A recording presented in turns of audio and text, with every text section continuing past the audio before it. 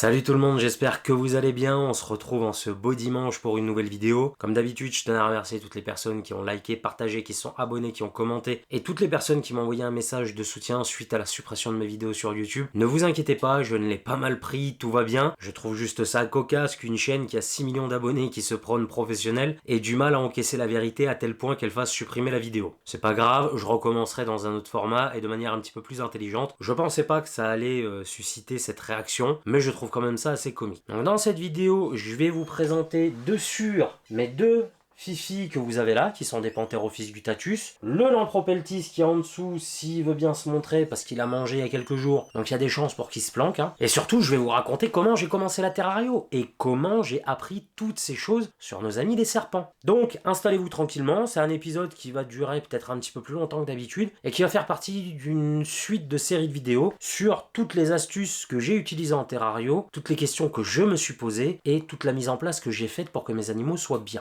Donc, on est par une chaude journée de mai 2004 dans le sud-est de la France et ma maman me dit qu'on doit aller dans une boutique d'aquariophilie car elle a vu des discus, elle a préparé son aquarium, ça faisait un moment qu'elle m'en parlait et du coup elle va chercher ses discus. On se pointe à la jungle aquatique qui malheureusement a fermé et je salue l'ancien propriétaire de cette boutique. Willy, si tu regardes la vidéo, je te fais un gros coucou. J'espère que vous allez bien, toi et ta petite famille. Et je tombe dans cette boutique donc sur un homme très gentil, très sympa, très agréable qui vient et qui m'explique que voilà, hein, il a des serpents dans la boutique. Et moi, étant fan de serpents, je lui demande où ils sont. Et là, je tombe en admiration devant une Pantherophis guttatus classique. Voilà, tout ce qu'il y a de plus simple. En 2004, à l'époque, il n'y avait pas énormément de choix sur les espèces de serpents accessibles aux débutants. Donc forcément, on était là sur un serpent qui pouvait se vendre à des débutants assez aisément, mais on n'avait pas toutes les connaissances qu'on a aujourd'hui. Et du coup, après d'âpres négociations avec ma maman et en ayant Willy un petit peu de mon côté, j'ai réussi à faire un deal avec elle, à savoir que je me renseignais sur tout ce qu'il y avait besoin pour accueillir cet animal et tout ce qu'il fallait faire pour son bien-être. Elle me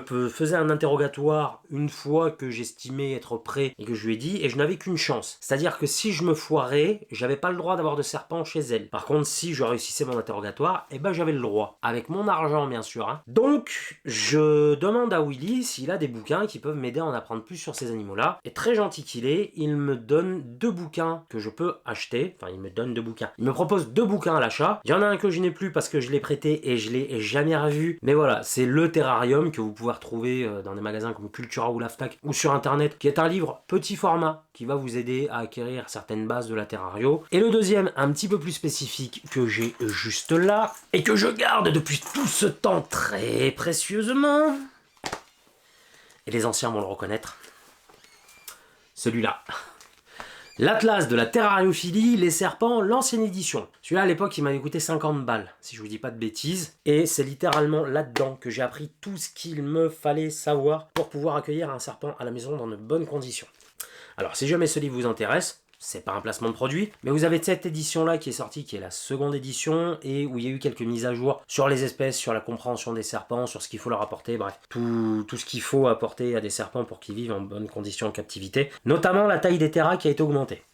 Parce que quand j'ai potassé ce bouquin, vous voyez, pour une Pantherophis guttatus adulte, on préconisait un terra de 60 par 45 par 45. Or, on sait aujourd'hui que c'est des animaux qui peuvent aller dans des terras plus grands, donc vous avez une amélioration à ce niveau-là dans ce bouquin-là, et vous pouvez tout à fait accueillir une Pantherophis dans un terra plus grand. Voilà, mais du coup, j'ai potassé ce bouquin pendant des semaines, voire des mois, à l'époque, puisque j'ai acheté le bouquin, on était en mai, j'ai acheté le Terrarium, je vais vous spoiler un peu, mais on était en octobre, et mon serpent est arrivé 3 semaines plus tard, donc fin octobre. Voilà, donc de mai jusqu'à septembre, j'ai potassé ce bouquin, et ensuite j'ai eu droit à mon interrogatoire par ma maman qui était pire que le FBI, parce qu'elle me posait des questions sur les températures, sur la lumière, sur le temps d'éclairage, sur le substrat, comment bien leur donner à manger, la reproduction, les maladies. Je me rappelle qu'elle m'a même posé une question sur ce qu'étaient les nématodes. Je suis là en mode, t'as trouvé ça où? Enfin, des petites questions pièges comme ça. Et pour ceux que ça intéresse, hein, les nématodes, en fait, c'est des vers qui vont bouffer des nuisibles dans les plantes, tout ça. Et elle avait trouvé ça sur internet, elle pensait que ça parlait des serpents, enfin bref.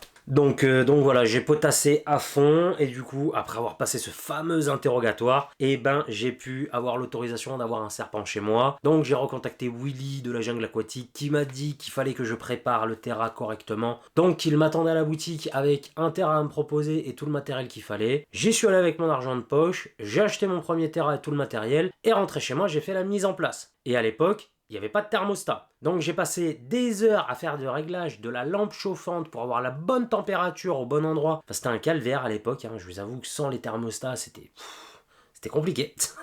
Et du coup, mon terra était mis en route et pendant un mois, le matin et le soir, avant de partir à l'école et en rentrant de l'école, eh ben, je vérifiais mes paramètres. Au bout d'un mois, ayant des paramètres stables, j'ai pu aller chercher mon premier serpent et quelle ne fut pas ma déception quand je suis arrivé à la boutique et que le serpent que je voulais avait été vendu. Non, c'est une blague que m'a fait ma mère, elle trouvait ça hyper drôle.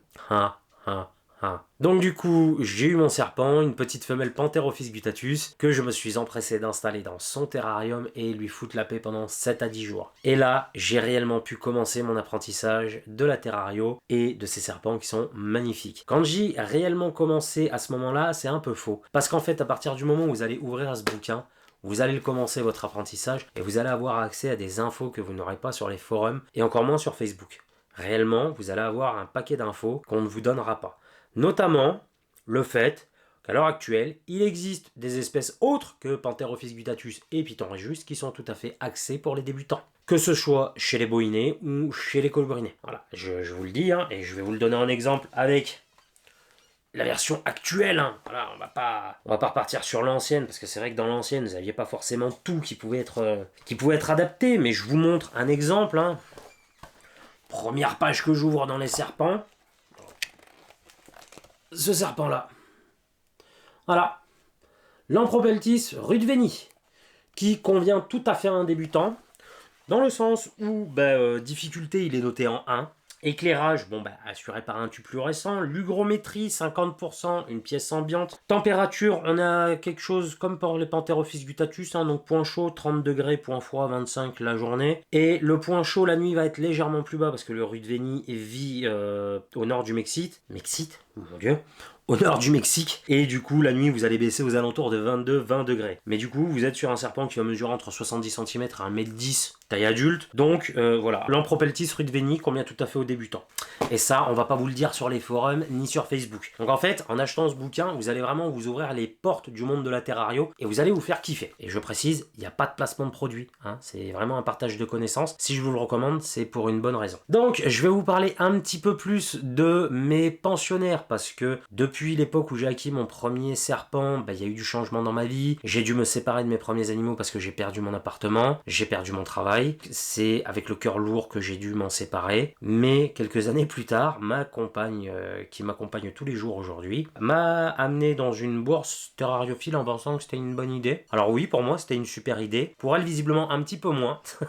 Et je te remercie, ma femme, parce que du coup, j'ai été repiqué du virus et quelques temps après est arrivé à la maison notre premier serpent, à savoir ma mémère que vous avez là, que je vous montre tout de suite, qui est une Pantherophis guttatus Blood Red. Alors, la génétique chez les serpents, je vais pas vous mentir que j'en ai rien à carrer. Pour moi, c'est pas ce qui prime. Voilà, c'est juste que sur le moment, je suis vraiment tombé sous le charme de ce serpent-là. Et du coup, j'ai appelé la personne qui avait mis l'annonce sur le Bon Coin, parce qu'à l'époque, les reptiles étaient en vente libre sur le Bon Coin. Et je suis allé la chercher. Elle était dans un terrarium de 60 par 40 par 40. J'ai trouvé ça un peu petit. Et quelques temps après, j'ai décidé de faire une batterie avec des terras de dimension plus grande, 100 par 50 par 50, à savoir qu'à l'époque, les terrariums étaient dans notre chambre, et du coup on n'avait pas tout l'espace nécessaire. Déjà que j'occupais la moitié de la chambre avec mes installs, et madame ne me l'a jamais...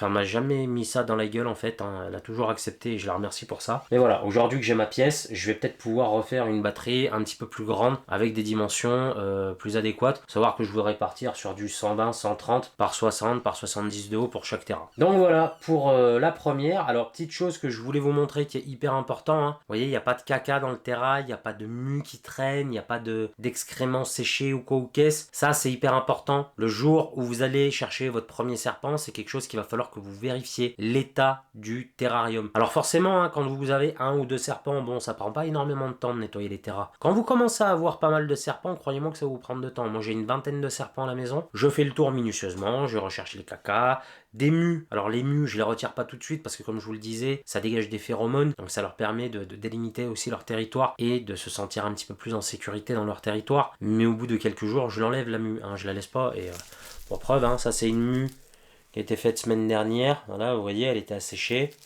Donc on laisse pas les mus ad vitam aeternam dans le terra. Non, non, au bout d'un moment on les enlève. Mais faites bien attention à ça le jour où vous allez acheter votre premier serpent, votre premier animal. C'est hyper important. L'état de la gamelle d'eau aussi. Si vous avez des larves dans la gamelle ou des algues dans la gamelle, c'est que l'entretien il est bof bof. Hein. Faut pas... Voilà. Il peut y avoir du tartre, c'est pas dramatique. Mais quand ça commence à être des algues, c'est pas tip top. Donc ensuite on passe à la seconde fifi que je vous montre tout de suite, qui est perchée sur sa branche, qui est magnifique, et qui elle vient d'une bourse que j'ai achetée à un éleveur qui a été très surpris quand je lui ai dit que son serpent ne mangeait pas, et qu'il a fallu que je gaffe pendant quasiment 1 an. Donc expérience très chiante. Heureusement du jour au lendemain elle s'est déclenchée. Alors le fait qu'elle ne se nourrisse pas, c'est pas nécessairement de la faute de l'éleveur, hein. C'est peut-être le transport qui l'a stressée, mais je trouve quand même ça assez étonnant sur une Pantherophis guttatus qui est censée être démarrée. Généralement elle refuse pas de proie, mais c'est la preuve qu'on ne connaît pas tout sur ces animaux là. Donc des fois on peut avoir des sacrées surprises, même avec des serpents pour débutants. Donc elle, ouais, il a fallu que je la gaffe pendant un long moment, et elle a fini par accepter les proies toute seule, et franchement ça a été un soulagement. Encore une fois je vous montre un petit peu le terra, tout ça, donc vous voyez il y a des branches, il y a des cachettes, on a une cachette point chaud, une cachette point froid, enfin tout va bien, tout se passe nickel, et elle a de l'enrichissement elle aussi dans son terra. On passe ensuite au Lampropeltis, et lui je pense que vous allez pas forcément le voir, parce qu'il doit être en train de digérer, donc je vais pas l'emmerder trop longtemps. Mais voilà, là vous voyez on est sur un terra avec un substrat en snake bedding. Donc comme j'ai dit dans ma vidéo que j'ai fait il y a pas si longtemps, tout le snake bedding va dégager de ma pièce parce que je n'en veux plus. Mais étant donné que j'ai pas de substrat meuble où il puisse creuser pour le moment, et ben j'ai laissé le snake bedding. Mais du coup il y a quand même de l'enrichissement avec les branches, des cachettes point chaud, point froid, enfin tout va bien, tout se passe bien, tout se passe nickel même. Il est sûrement enterré quelque part pour digérer, donc du coup je vais lui foutre la paix. Mais voilà, vous voyez, le terra encore une fois est propre, il n'y a pas de caca, il n'y a pas de mue qui traîne. Donc à partir du moment où votre install est propre, vous avez déjà fait un gros travail et c'est hyper important. Et maintenant, où j'en suis dans la terrario? Eh ben je fais une remise en question perpétuelle sur mes conditions de maintien, l'état de mes terrariums, à savoir terrarium naturel ou pas, et j'ai plus envie d'aller vers le terrarium naturel. Alors évidemment, avec des serpents, ça va être compliqué parce que ce sont des bourrins. Vous mettez des plantes, ils vont vous les exploser. Donc, je m'oriente vers le semi-naturel. C'est-à-dire que je vais mettre un substrat naturel, des troncs, des pierres, tout ça, ça va être naturel. Par contre, les plantes, je pense plus partir sur de la plante en plastique, tout simplement parce que j'ai pas envie de mettre d'argent dans des plantes qui vont me flinguer. Déjà que j'ai pas nécessairement la main verte. Si c'est pour qu'en plus, ils me flinguent les plantes, c'est pas la peine. Voilà où j'en suis au niveau de mon optique, et honnêtement, hein, depuis que j'ai passé les 2 grandes dans des terrasses semi-naturelles, elles ont un comportement radicalement différent. Avant, elles passaient leur temps à chercher à se planquer la journée, elles n'étaient pas forcément perchées sur leurs branches, je les voyais que la nuit où elles furetaient. Depuis qu'elles ont ça là, je les vois quasiment tout le temps. C'est magnifique, ça fait plaisir. Elles vont se foutre dans leur cachette quand elles en ressentent le besoin, littéralement pour digérer ou quoi. Mais alors le reste du temps, elles sont posées en mode chill comme je vous les ai montrés là. Hein. Et je suis sûr que pour 82% des espèces, si on fait des installs adaptés, on pourra avoir une observation qui sera en conséquence de l'install. Et ça, c'est quelque chose que je kiffe voir. Je passe mes journées dans ma pièce. Du coup, c'est carrément plus agréable de pouvoir regarder mes animaux et de pouvoir les voir évoluer que de devoir les chercher pendant des heures et m'inquiéter de savoir s'ils vont bien. Là, clairement, tout va bien, elles se portent bien. On sort de période de repos en plus, donc c'est nickel. Donc voilà, j'espère que ce petit épisode vous aura plu. Le prochain épisode, justement, je vous donnerai mes trucs et astuces pour éviter d'acheter le mauvais animal à la mauvaise personne, parce que ça, c'est quelque chose qui arrive encore bien trop souvent. Et après, je pense qu'on partira un petit peu sur une vidéo install, à savoir toutes les mesures de protection, les fakes et réalités qu'on entend trop souvent dans la terrario et qui pour moi sont un peu ridicules. Hein. Je vais vous prendre un exemple tout con, hein, la lampe chauffante. Si votre install elle est bien faite, vous n'aurez pas plus de soucis avec une lampe chauffante qu'avec un tapis chauffant, ce sera même beaucoup moins de soucis. On va plus partir dans cette optique-là. Pour les présentations d'espèces, ne vous inquiétez pas, il y en aura toujours. C'est juste que là, on m'a posé une colle avec le genre Protobotrops, donc je vous avoue que j'ai un peu fait une fixette dessus, puisqu'on trouve pas énormément d'infos sur ce genre-là, mais vous inquiétez pas, ça va revenir. Et puis, après, s'il y a des trucs que vous avez envie que j'aborde, n'hésitez pas très honnêtement, hein, l'espace commentaire est fait pour ça. Et puis voilà, j'espère avoir répondu aux questions de certaines personnes. Et je vous dis à très vite pour de nouvelles vidéos et de nouvelles aventures dans ce monde fascinant. A plus, ciao!